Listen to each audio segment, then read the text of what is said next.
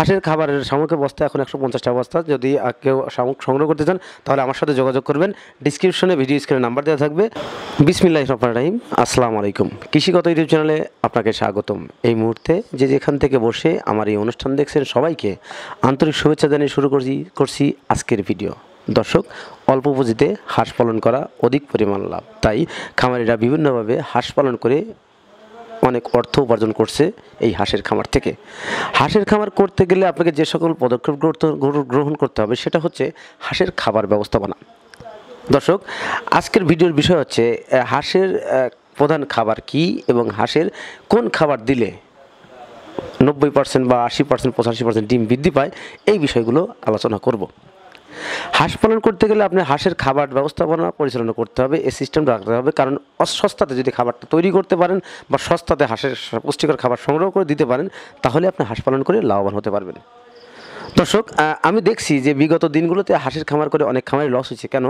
তারা তোলা খাবার বা ক্রয় করে খাবারগুলো খাওয়ান, এই জন্য আর কি তারা হাঁসের খামার করে লস করেন। কারণ এই তোলা খাবার বা ক্রয় করে খাবার খাওয়ালে এই খাবারের প্রচুর দাম। যেমন গম এখন 28 টাকা কেজি, ভুট্টা 29 টাকা কেজি, ভুট্টা ভাঙা আপনার 30 টাকা কেজি, গম ভাঙা আপনার 27-28 টাকার কেজি, এবং অন্যান্য খাবার ফিড আছে এগুলো কিন্তু 40-45 টাকা কেজি। তাই এই খাবার থেকে আমি মনে করি যে আপনারা যদি শামুক ক্রয় করে খাওয়ান, শামুক থেকে হাঁস 80-90% ডিম দেয়, এবং শামুক হাঁসের প্রধান খাবার, পুষ্টিকর খাবার। শামুক দিলে হাঁসের কী কী উপকারিতা হয়ে থাকে?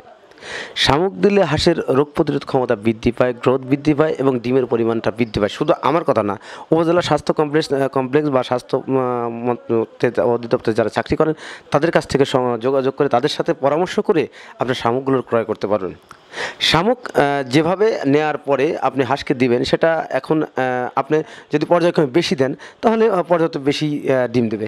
কেন? কারণ হাঁসের পর্যাপ্ত খাবার দেবেন, পর্যাপ্ত পরিমাণে ডিমই দেবে। যদি খাবার কমিয়ে দেন তাহলে কিন্তু হাঁসের ডিমও কমে যাবে।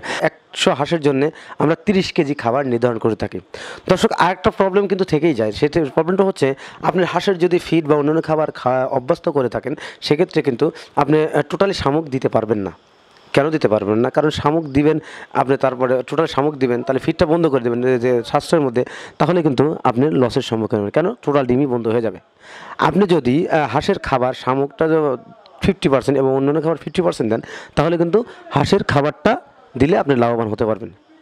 তো দর্শক, হাঁস পালন করতে গেলে হাঁসের খাবারটা খুবই গুরুত্বপূর্ণ। তাই খাবার ব্যবস্থাপনা আপনাদের মেনে নিতে হবে বা এটাতে সঠিক পর্যালোচনা করতে হবে।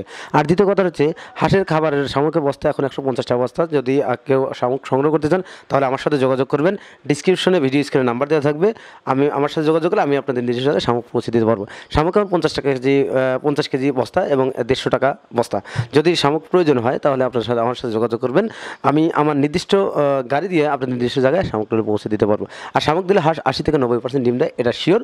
কেন? কারণ এটা আপনাদের উপজেলার স্বাস্থ্যকর্মী তাদের সাথে যোগাযোগ করবেন, তাহলে তারা ভালো বলতে পারবে। তো দর্শক, আজ পর্যন্ত দেখা হবে পরবর্তী ভিডিওতে। ততদিনে ভালো থাকেন, সুস্থ থাকেন। আল্লাহ হাফেজ। ধন্যবাদ।